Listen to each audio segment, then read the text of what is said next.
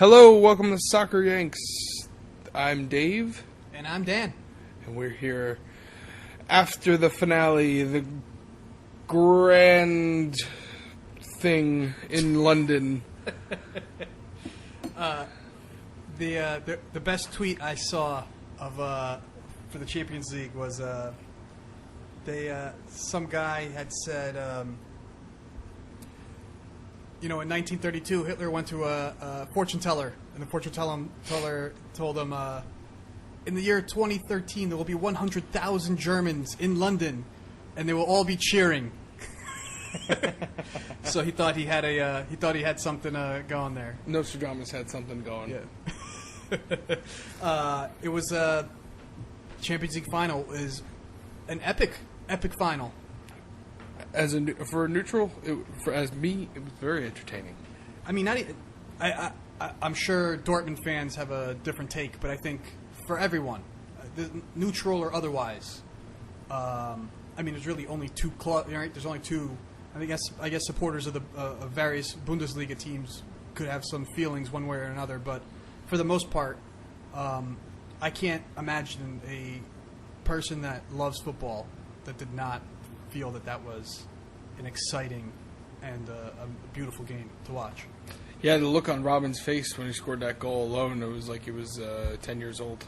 Yeah, as much as everybody, as criticism he gets, he definitely saw something there. Well, I mean, I was not someone that was short on criticism of Robben. He's not one of my favorite players. Don't like his attitude. I just generally don't like the man. I think he's a talented football player. I think he's got a left foot that is quite incredible. He's got a right foot that he looks at and he goes, "What is this stub that's on the end of my leg?" Meh. It's to push off of. He definitely... You know what? You ever seen Scary Movie? Yep. You know that scene where the guy finally gets off? That was Arjen Robben at the end there. He finally got his final load. Oh, man. He did it. And you watch the match. I mean, the saves, the one where he tries the little loopy left, he tried to chip the goalie, where you thought I thought for sure he was going to score there. Then there was that save, and then the save off the face of what's his name, with the the Dortmund goalie. Weidenfeller? That's it. Didn't want to butcher Did it. I say that right? You might have. I don't know. I think it's pronounced Weidenfeller. Probably. You have to say it like that every time now. Yeah. And could you just say Coutinho one more time for me? Continue.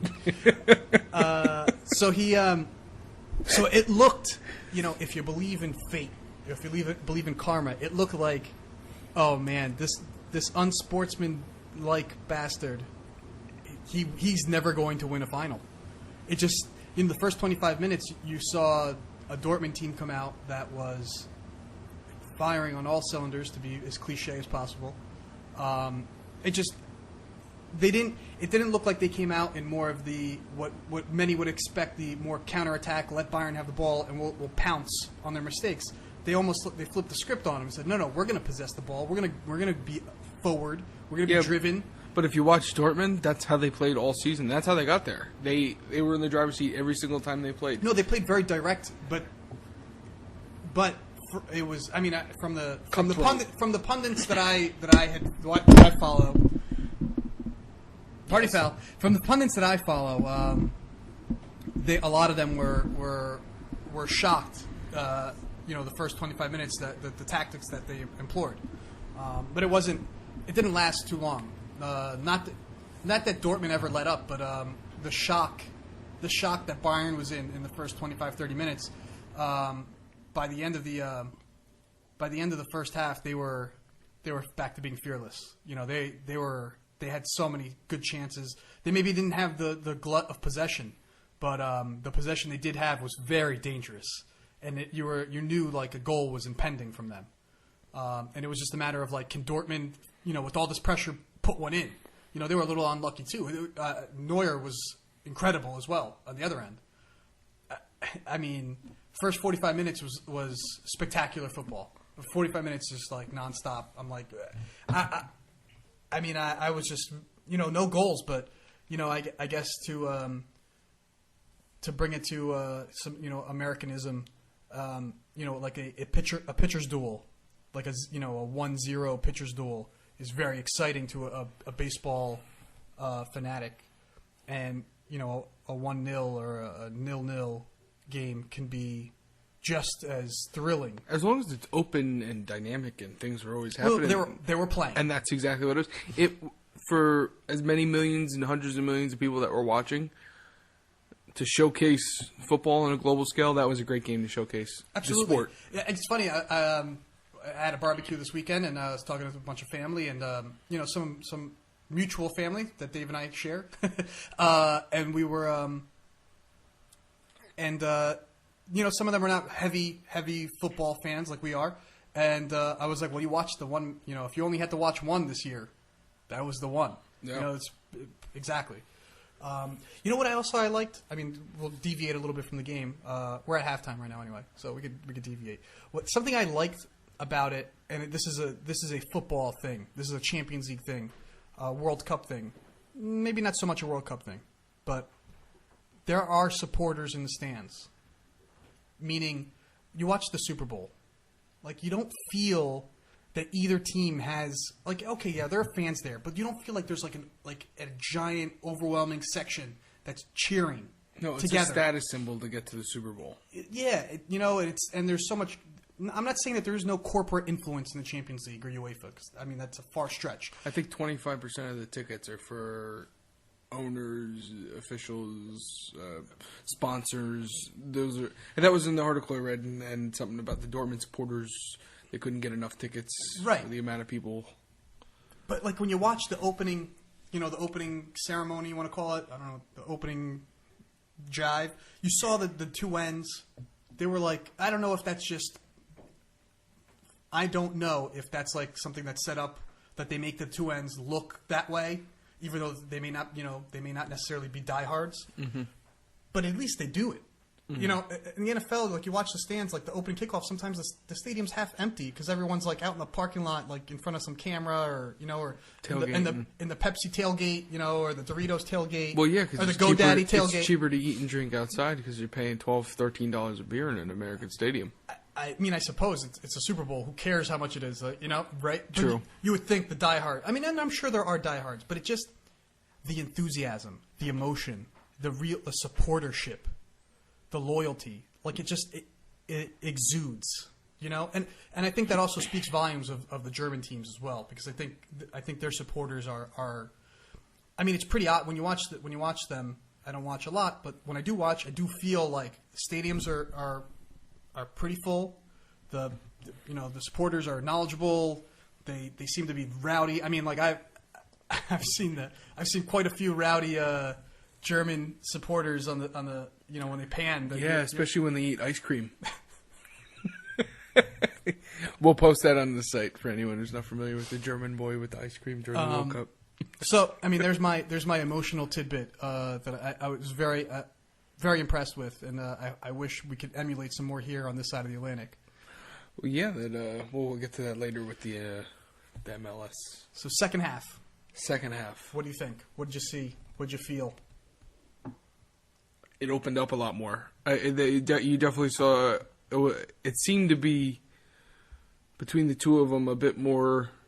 If you compared the two halves, the first half was a little bit slower paced. They started taking more risks, I thought, in the second half.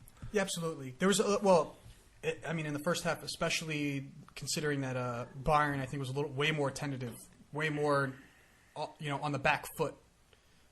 In the first half, whereas the second half, they, that fearlessness that they had found at the end of the first half that just translated right over into the second, and they were going at it. And then that first goal came, and then I thought, first goal came, I'm like, ooh, that's it. Floodgates are open. I think now maybe Dortmund gets a little nervous. They start to push forward a little bit extra, and Bayern puts in 2-3. Like. Bang, bang. And down quickly, within a few minutes, down at the other end, Dante does his worst impression of Nigel de Jong and puts half a boot in, I think it was Lewandowski's chest. I think so. Was it? Don't remember. I just know it was Dante. He put a boot in somebody's chest. He got a PK. And then Gudongen. Yes, that's got. I think it's Gudongen. Is that what it is? I believe.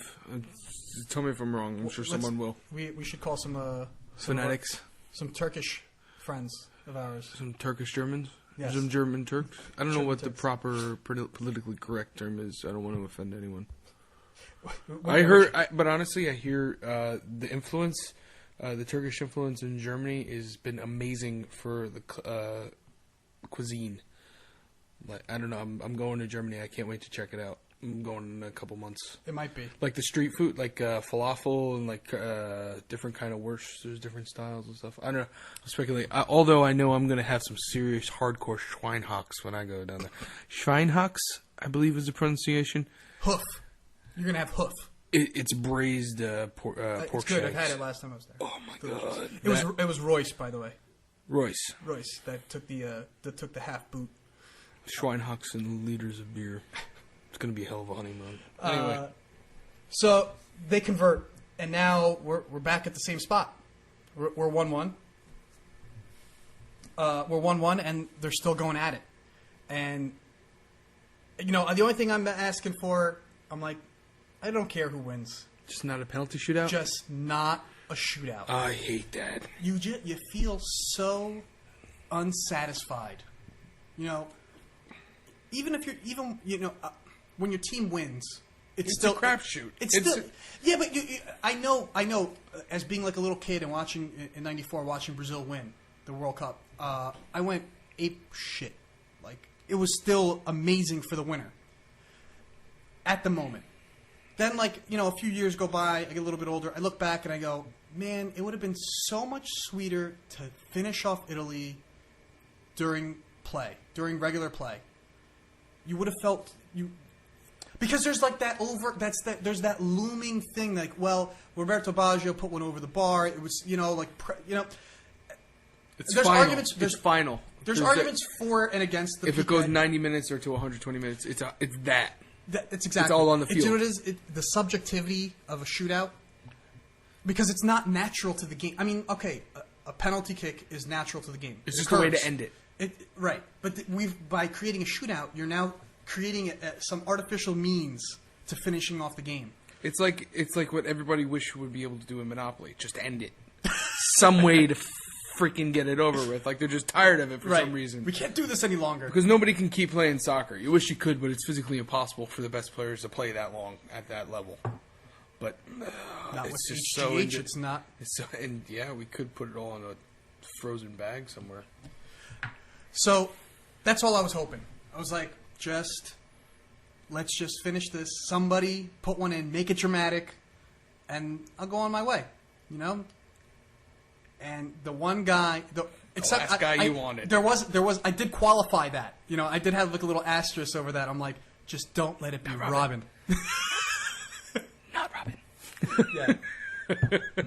Yeah. And who was it? Robben. Yeah.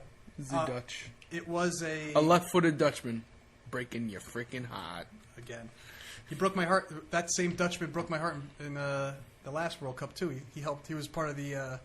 He was part of the team that dismantled Brazil. I remember I called that score and everybody called me an idiot. No, everyone said, "There's only people here supporting Brazil. What are you doing?"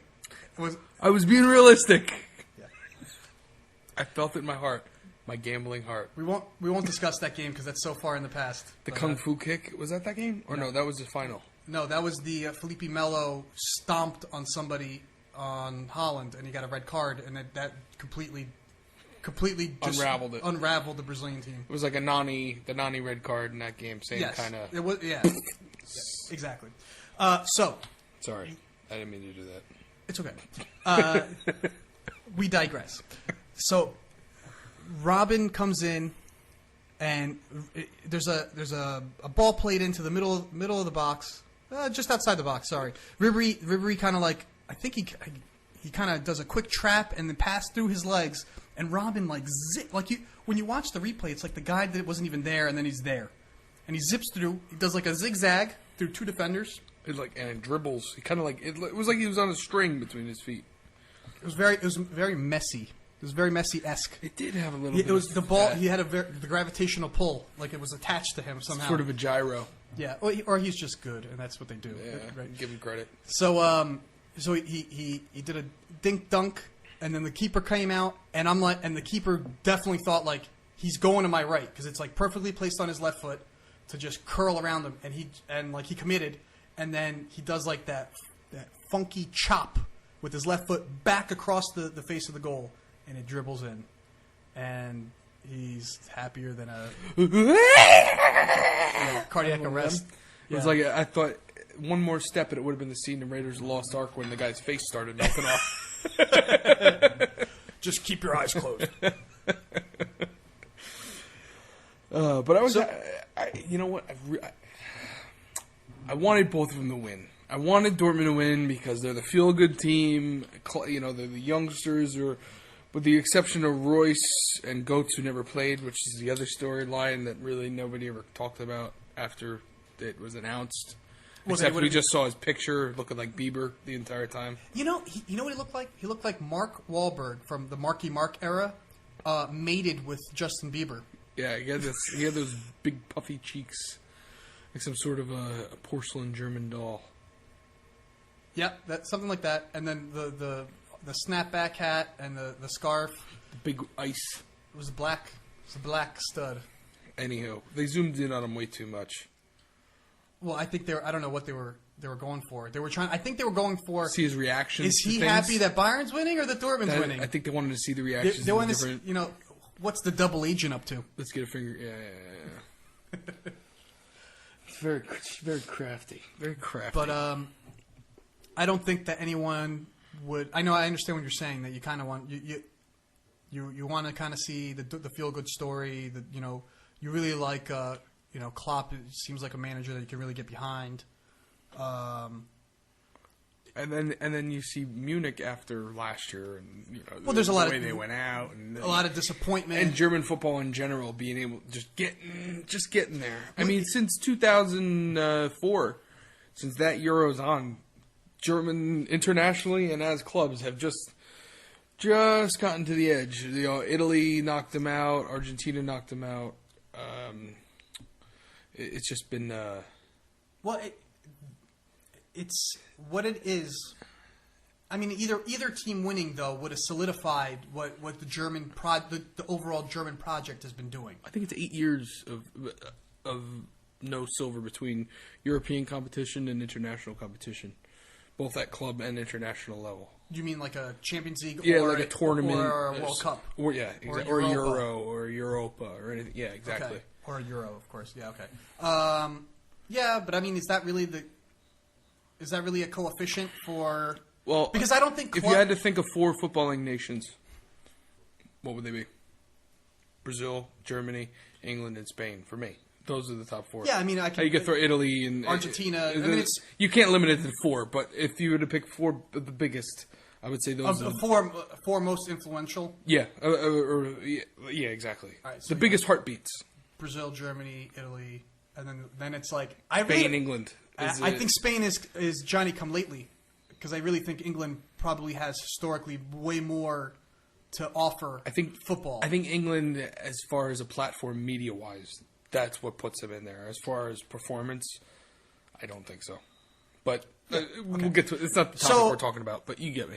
So I get you. I don't think anyone can walk away from that final feeling cheated. I don't think there was no funky referee decision. No. There was nothing. There was no questionable things. Yeah, well, all right. Look, Lewandowski maybe should have got a red for the stomp. Riche maybe should have got a red for the throw in the elbow, but neither got it. So it was consistent. It was consistent. Although Lewandowski definitely lost respect points for me for the stomp. I thought I didn't. Well, you know who lost even more from me? I never realized how atrocious agents are for these players. I mean, Bale's agent coming out the very next day, coming out and saying Lewandowski's linked to Munich. Like, you know what I mean? It's come on. They're just trying to stoke the fire. agents are just. I mean, They're more like in the same I think- category as lawyers for me now. I'm pretty sure that they work with the journalists they leak stories to the journalists to work markets in their favor and things like that. I'm sure of it. That it would make sense to say, for example, you have a player that wants to stay at his club and wants to re-sign, get a bigger contract. You want to get the most. To leak a story saying that they're in contact with, Madrid, The arch rival. or the arch Munich. rival, or something like that, right? So, Who the other guy just went to. all right. We just started This is the beginning of the agent. This is like this is the first couple of weeks. It's just going to be nonsense until August. Yeah. There's going to be about 10 real things that happen, and then there's going to be hundreds of nonsense stories. The ones with the biggest, the biggest and most elaborate stories, the ones that are going to wait the longest, because it's all the waiting game. How many stories they could spin to generate the cash box, Absolutely. Anywho, yeah, that's the end of the season pretty much in Europe, but now the transfers and the rumor central starts to churn. And one thing we don't have to worry about, thank God, is any more freaking Neymar rumors, because he is going to Barca. It was actually kind of nice. I'm so happy. That was like the first thing that happened after the Champions League. I honestly, if you had asked me a week ago, 2 weeks ago, just from everything that he said, everything that's been said in Brazil, everything's been said by Brazilian legends, and you just kept hearing that he was not going to leave before the World Cup. It was just like someone was like on that drum, like he's not going to leave before the World Cup. Yeah. He's not going to leave, right? And you just kept being Brazilian, whatever. I get fed Brazilian news. I have access to it. I hear. I have You speak the language. Yeah, well, I have just like you live somewhere, in that place you have a pulse on what's being said and what's being spoken and what people feel. So I'm in America, but I'm in touch. I'm in touch with my Brazilian brothers. You got a hotline to Right. So you just hear not that the people know anything, but usually you hear they're reading the newspapers, they're hearing the stories, and that's what they're feeling based on that. So when I heard, when like ESPN and a couple other places were saying they have a deal in place, or no, I think it was ESPN that said he's decided Barcelona, but Santos had only officially said we've received 2 offers and we have not, and we've accepted both, so now it's up to Neymar. And I was like, well, it's definitely going to happen, but the people were just saying it's Barcelona. I'm like, all right, I guess, until I see it on the website, I've learned my lesson on that one. It's not real until an official website has it. And then, he made his choice. He played his last game for Santos this week. He wrote this big letter to the supporters, basically thanking them for everything and talking about his heart. His heart belongs to Santos. And Yeah, I saw the video of him. and he's send off. He was crying. If he ever comes, when he comes back, because he said he will come back, and the only place he'll ever come back to is Santos, and and he's got to do his thing. He's got to go do his thing now. He's got to go be a man, become a man. So I'm sure this topic is going to be, in the news, butchered to death. But we're going to have our first stab at it, and then maybe we won't address it until he starts playing again. But what does this mean for Barcelona? Well, they're already talking about who's getting wedged out. The biggest name popping up is Fabregas. There's 2 names I read today. 2 names both names attached to Manchester United. Thiago Alcantara, or whatever. Yeah, Thiago, yeah, and Fabregas. Both apparently linked to Man U. I don't know where they would go. Well, Man U needs a center attacking midfielders. They have one. They have Kagawa, and Rooney's going to be gone. And then the money they make with Rooney, put it in the youth system. That's what I say, because we got an awesome team. Um, I'm not expecting Rooney to be playing next year. I think, I know as much as Klopp thinks that Kagawa? I'm sorry, I just think of Crapwa. Kagawa. I know Kaga. So, I just think that SAF has always been a good eye for talent. And if that wasn't playing him centrally, it's because he doesn't think he could do it. Yeah, but he only had about 20 appearances, and most of them were on the left side. And those times that he was on the left side were because either Rooney or RVP were playing in that center false nine-ish position that Kagawa usually plays. So he was forced out by about £50 million All right. each time. Okay, so forget about Me and You. I mean, not forget Sorry, about them, but like this it's about Neymar It's about Barcelona and Barca. So yes. So it looks like maybe some guys are getting pushed out. David Villa also, linked to Arsenal, Tottenham. Oh, now I see why you want to start talking about Man U. Yes. No, I'm just kidding. No, I don't want to talk about them taking him either. But I'm just saying. Okay, so there's talks of all right, making some room for him. Undoubtedly, they're going to play him on the left.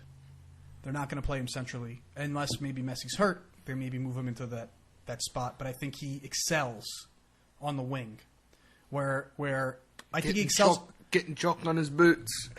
Well, I think he exactly he excels because no defender no defender to his back, so he can put his back to the sideline, and he opens up the hole. And you got it. You're putting like we're Sorry. married. It's like Sorry. we're married. Don't say stuff like that, please.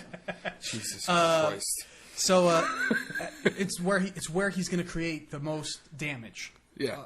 He's definitely going to draw. It's not about scoring goals. It's about his presence on the field. Because every single right back in La Liga is going to be taking Zoloft for the 2 weeks coming up to the game because they know that they're going to be running all over the place, ragged. All summer long right now, they're going to be having nightmares. Until they start seeing him play. Maybe he can't cut it.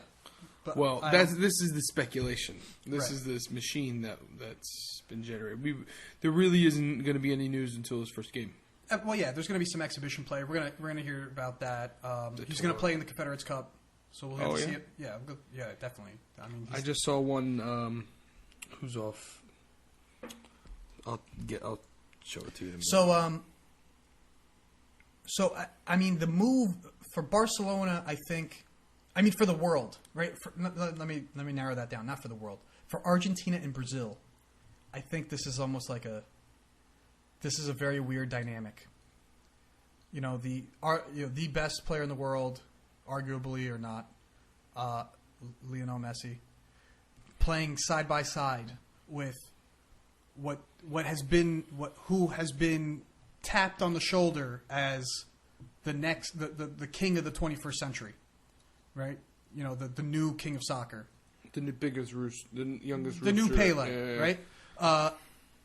It's like Maradona and Pele, although they were different eras. They didn't really play the same era. They're icons. It was exact. It's like, is that almost like two icons?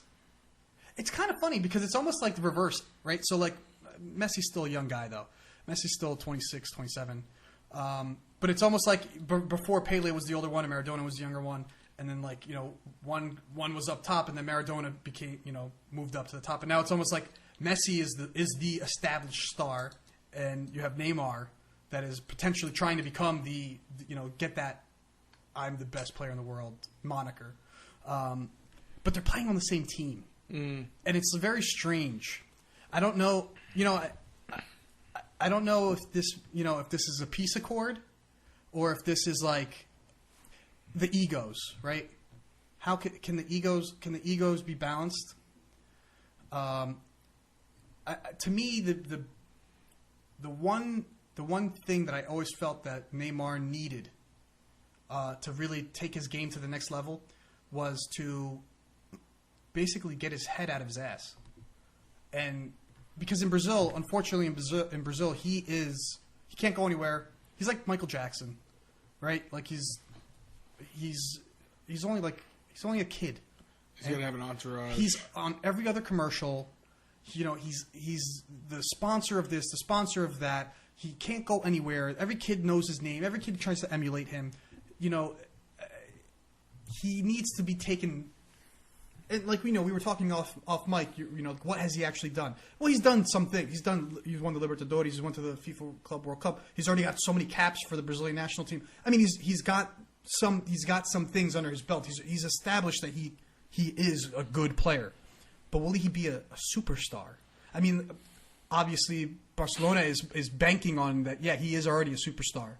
But I kind of feel like inside that he really needs to be on a team where he's not the biggest ego to get light that fire for him to want to be, you know, the biggest.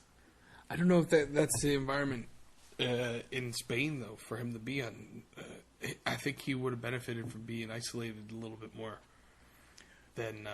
You mean the furnace, that media furnace. Germany or England?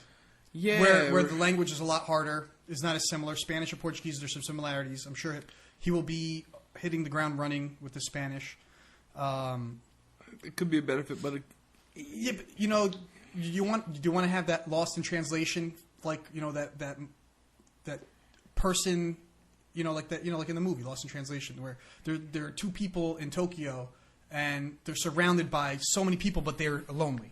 Yeah, but I mean, is that beneficial too? He could have his family there. He could have, but I think he would benefit from being isolated from that superstar lifestyle. As you know, it's his decision. He can live whatever. But I think if he was able to, well, only time will tell. But you see what happened to Ronaldinho. You see what happened to Ronaldo.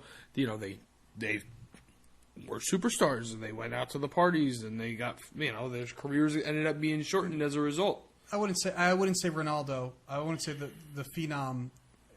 His knees, he still did awesome. His knees awesome ruined his career, and he got fat when his knees gave out on him.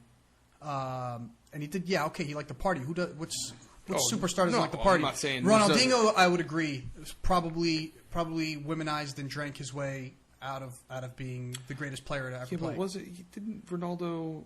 I might be wrong here. I don't want to cast aspersions, but I think he had some discrepancies. He propositioned a transvestite, I think. Oh yeah, I'm pretty sure. Yeah, I think it was. Dude likes to party. Ronaldo.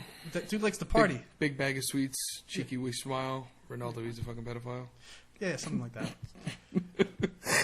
Don't scream that on the PATH train in Newark. Whatever you do, learn that the hard way. But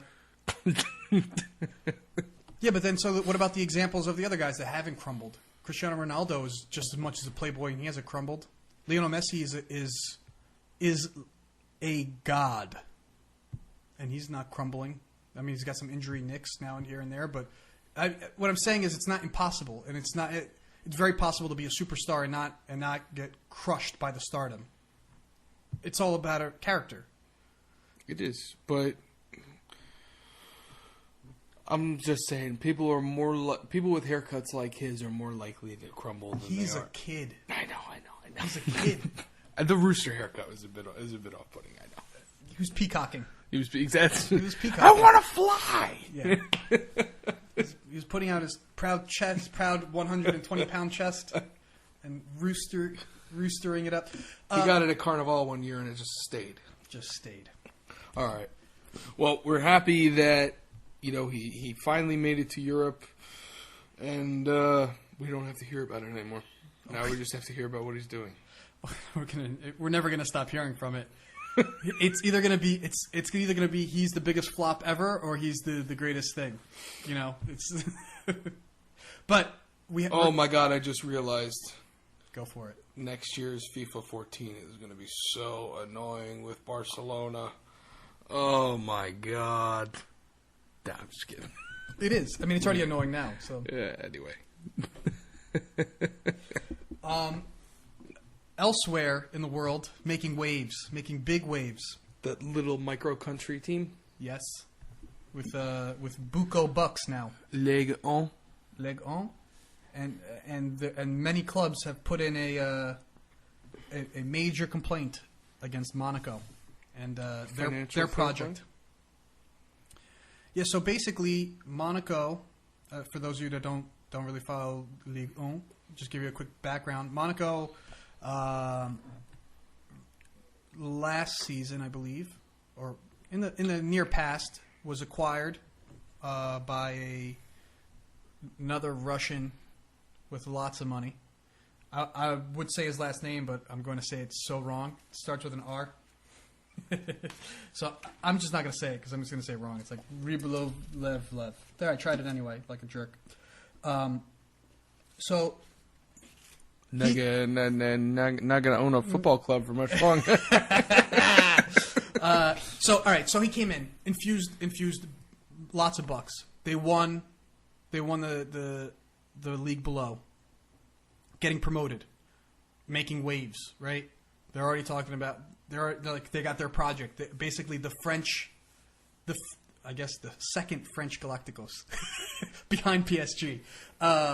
So, they've already signed Bonchingu from Porto and Rodriguez, both of them from Porto. Pretty much the newspapers are very confident that Falcão just needs to pass a medical. Ricardo Carvalho, not really a big star, fading star, really, rotting Role away. player. Yeah, rotting away on the Real Madrid bench. He's got a lot of experience, but basically they're looking to cough up, 100 million plus. Man City money. Yeah, big time. And so the French Football Association quickly was basically there was a lot of petitions from the other clubs, basically a lot of grumbling, and they were like, no, we got to make a new rule. All clubs that play in League One. I'm not going to say all. Because we're soccer Yanks. America. League One. Get her done. So all the teams that play in League One need to be headquartered in France and under the jurisdiction of the tax code of France. So Monaco is this like little awesome little place in between France and Italy, I believe. Yep, it's in the Côte d'Azur. And they have signed, like in 1963, they signed some sort of tax treaty with France. Basically, they pay like diddly squat. They pay like nothing, or next to nothing. So, according to the other clubs, this is probably, they have a point. They are going to create an unfair advantage as far as the tax code is concerned. Because, like, say, for example, Ibrahimovic for PSG pays like 75% income tax to France. So basically they go, all right, how much money do you want to make? And you want to make, all right, 20 million a year. So they're going to pay them less money, factoring that in. Well, they basically figure out how much you want to make, and then they have to up his actual salary for the taxes to get it to what he wants. So now Monaco doesn't have to do that. Like, how much you want to make? I'll give you that for real. Like, it's cost effective for them. Right. So that's a big selling point. Plus, just even club revenues. It's not financial advantage for the company. It's overall financial advantage over all the other teams. Exactly. So Monaco said, no. We've played in this league before. We're going to play in it again. This is, you guys want to change, national tax laws for football. And their big point is like, do you not want us to bring the best players in the world to France? Because we don't have. Okay, maybe we'll go play in Italy. You can make the league better.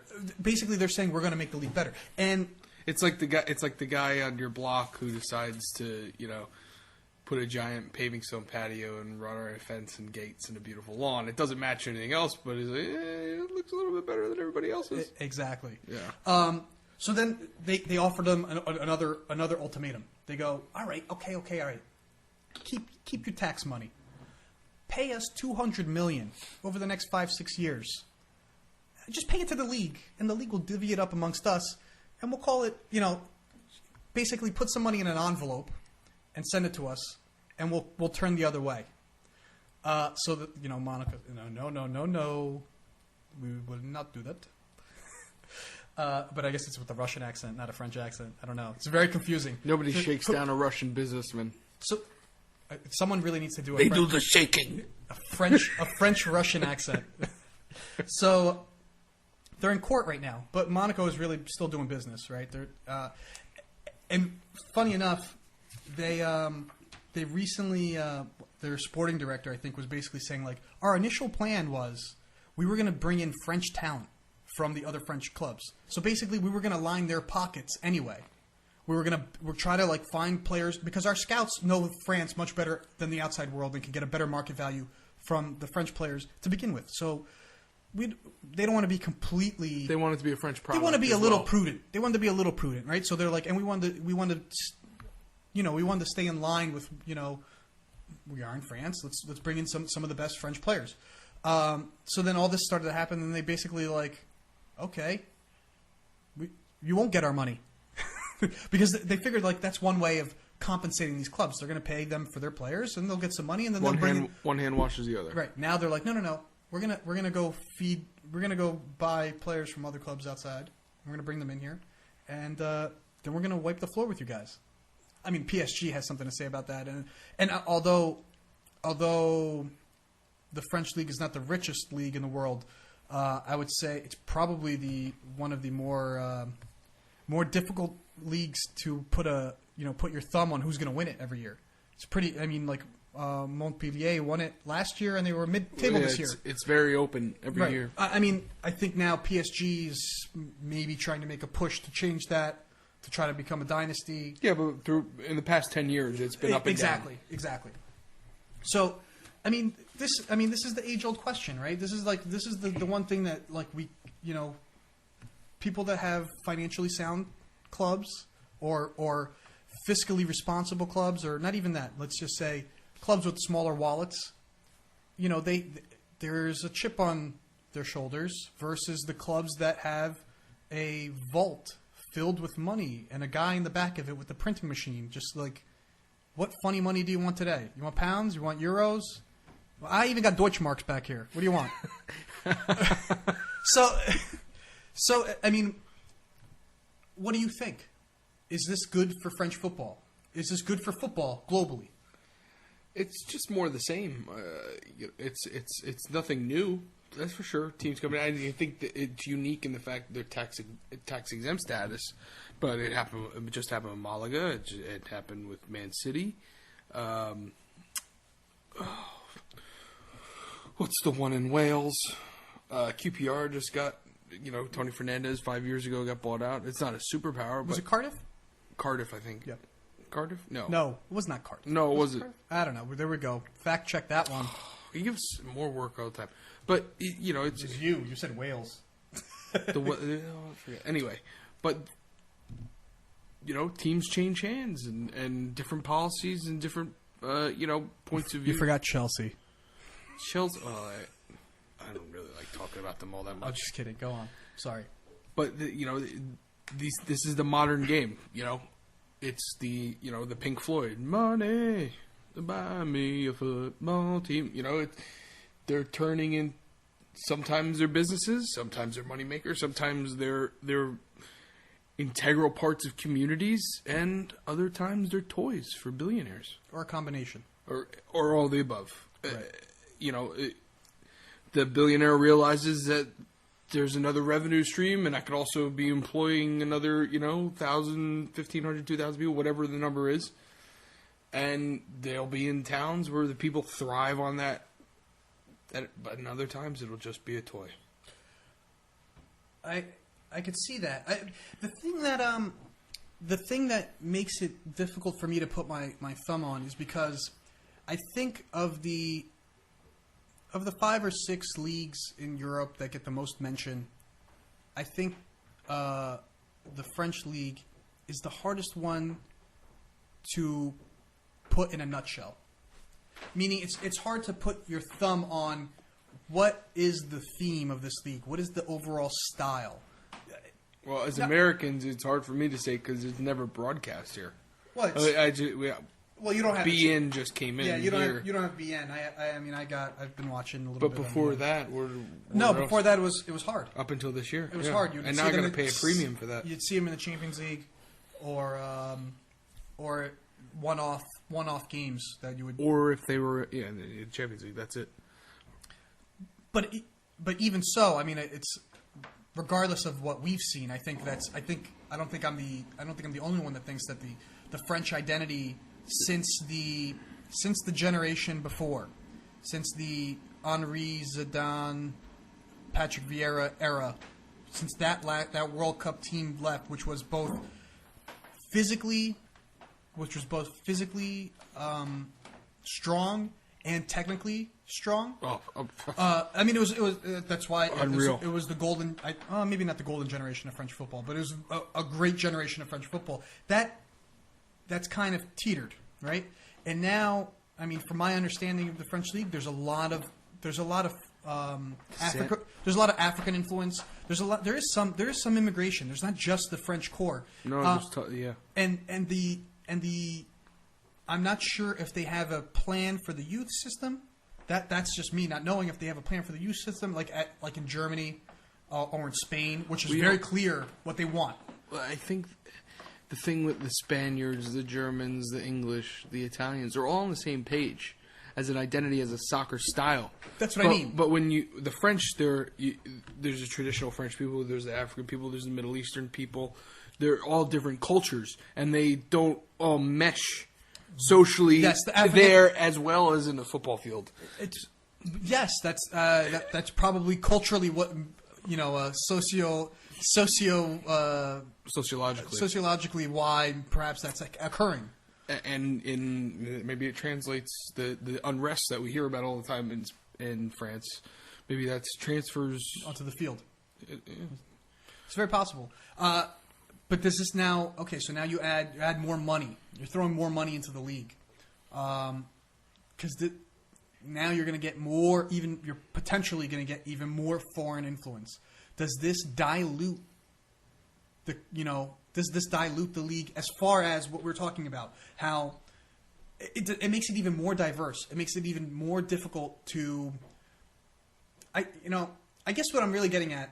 I guess essentially what I'm really trying to get at is we identify a certain style of play by a nation, and then we see that usually translate to the international level, which some people will say, well, the domestic style bite their thumb at the international level anyway. They don't care. Like it's a circus. It's a sideshow. It's not important to me. My club is more important to me. Which I inside myself have felt like that sometimes, where like I feel disenfranchised by the two nationalities that I support. But I guess what I'm getting at is like, does this make the downward spiral that France was kind of incurring the last World Cup and the World Cup before that, does that make it worse? Because now you're going to maybe even lose more French identity because you're going to infuse more foreign influence. And maybe it doesn't matter. But yeah, because you don't have that career, the journeyman international player, the door's open completely. There's never the same roster to every year they're. Yeah. No, you know what? Some of the best players don't even play for him. I'm wrong. It just hit me. I mean, it doesn't matter. My whole argument. I'm sorry for making you guys listen to that nonsense drivel because no, I'm going to backtrack. I mean, I mentioned the golden generation, right? The previous generation, Zidane, Henri, Vieira, they all plied their trade outside of France. Yeah, that's true. They at least at their peak. I mean, they all started in France, but at their peak, they were outside of France. So maybe but you could argue Henri and Vieira at least was underneath the Frenchman. Ah, oui. That's true. Anywho. That is true. Recently, I believe last Friday, just before the Champions League, the UEFA met and they decided that they were going to make the next best thing in international club football in Europe worthwhile for the winner, potentially. And what I'm trying to say in much less words is that the Europa League winner will now get a bid into the Champions League, which was kind of like a myth that some people believed was occurring anyway. But I think what the myth was, what ended up happening was that people didn't understand. Usually what happens is, not usually, but sometimes the Europa League winner qualifies for the Champions League, but not because they won the Europa League, because they finished in a position that qualifies for the Champions League in the domestic League. But then in the case of who was it? There's somebody a few years ago that it was Madrid, Atletico Madrid last season.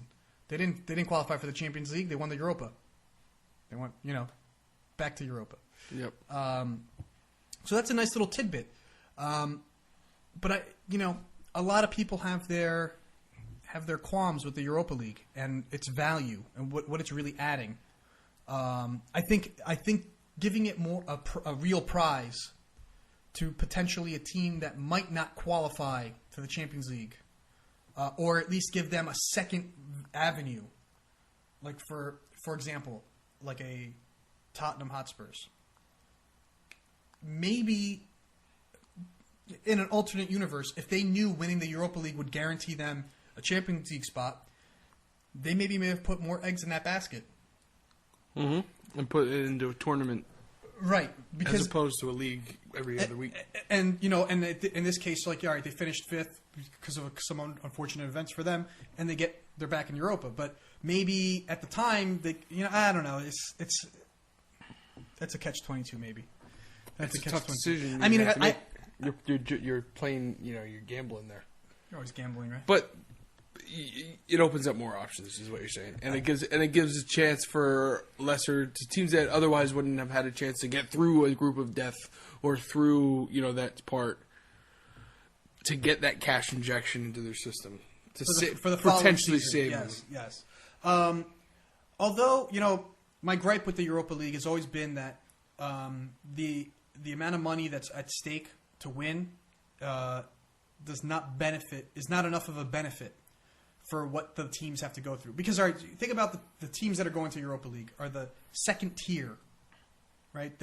That just below the top tier, kind of the cream of the mid-table, let's call them, right? These are teams that are most likely financially okay, but struggling to keep up with the big boys in most cases.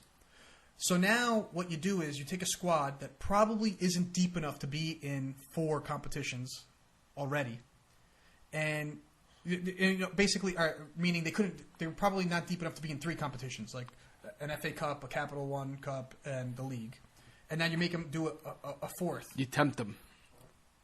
Now it's like you're stretching a squad that's already probably thin even further.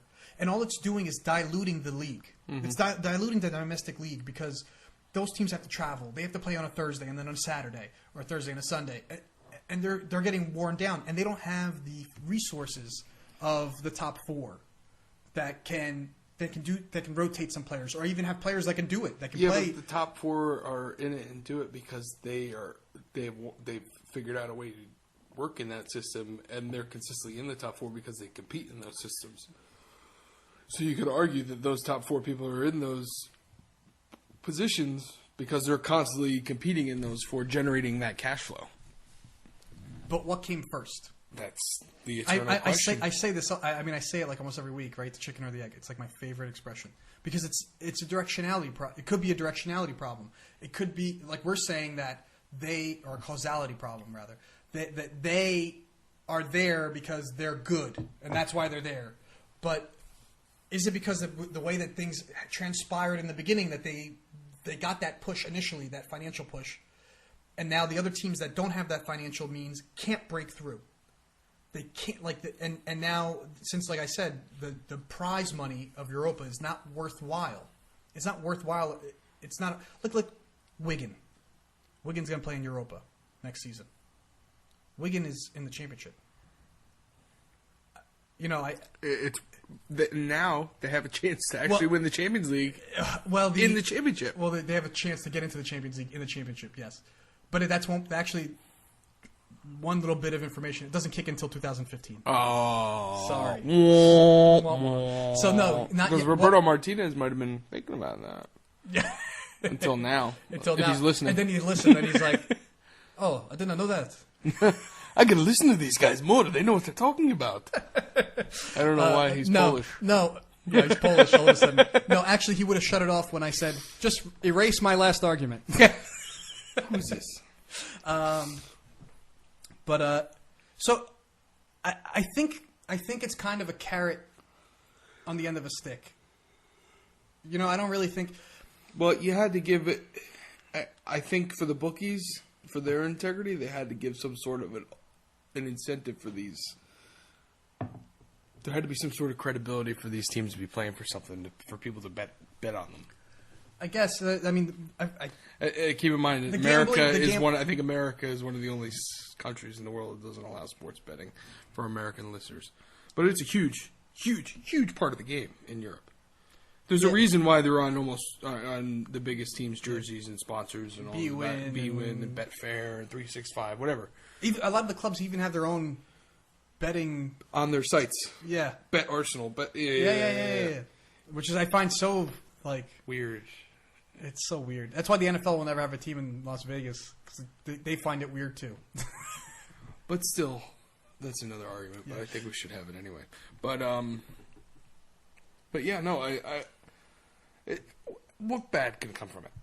Besides teams getting stretched, diluting of the leagues. That's the bad that could come from it. But to truly be a powerhouse in the modern game, to truly be a great team, to consider yourself great, you have to be able to compete across tournaments. You also need lots of money. That's a fact. Yeah. So you're actually taking. I mean, you're stretching yourself further. You can't. But that's conceding that, players without big contracts can't win. All right, look at Porto back when they played Monaco, when Monaco made it. Look at Greece in 2004. In Euros, big little teams make it. They may not make it consistently every week, but it can happen. To quote "Angels in the Outfield." Yeah, that was a deep quote. I don't buy it. No, because there's way more examples the other way. It's possible. It's possible that you get the right mix of players at the right time and you make it happen. Right? You make it happen. You figure it out. But any given Sunday. Yeah, but more times than not in this sport, cream rises to the top. Cream rises. I mean, your player shortcomings can be. You can correct some of that by having a great tactician as a manager that can break down another team and can really teach his players what they need to do to defeat the other team. But that can only go so far. There's limitations to that. And if you don't have the next level talent, if you don't have that talent that can even what if the manager has that tactic, knows the tactics, but doesn't have the players that can execute it? I mean, listen, I love the game, and I love that there are leagues that the bottom half of the league is still tough, and I'm not reserving that just for the Premiership, but it's a fact. The more money you have, the better chances you have to compete. It's just a fact. So I think. So Monaco's going to be in the Champions League next year, you think? Well, the season after, very possible. Depends. I mean. You might. I thought that Malaga might. Malaga is a good example of that too. They got very close, knocking at the door. Semifinals, right? No, quarterfinals. Quarter Dortmund. I thought that we were going to need a 12-month cushion for PSG, and look at them. So it's very possible. It's very possible. Only time will tell. But the summer is here, and we'll be here. We're going to start doing every. Not as frequent. We're not. Yeah, we're going to slow down the frequency because we don't want to we don't want to dilute our podcast with just jibber jabber about rumors. Because you could just go on Twitter and you can see the millions of rumors. So tons of tripe. We want to try to give you some quality stuff to talk about. So we might going to space them out a little bit more. Also we got to give our respective wives and girlfriends. some more breathing time. They would appreciate us not hanging out as much. Between recording and watching in FIFA, it's much. Yeah, so we got to go on we'll go on like a little mini sabbaticals. No. Well, that's it for this week. Please follow us on Twitter. Give us some feedback at SoccerYankDave and at SoccerYankDan. Yep, visit the website, socceryanks.com. You could catch us on iTunes, Stitcher Radio. We have a Facebook page as well. We actively check everything. I got a Google page, Google+. Check it out. Whoa, I didn't know about that. Yeah, we got it. I think you're like the... do you have a members-only jacket, too? Yes, I do. Yes, I do. All right. We'll hope to hear your feedback, and we'll catch you next time. Thanks for listening.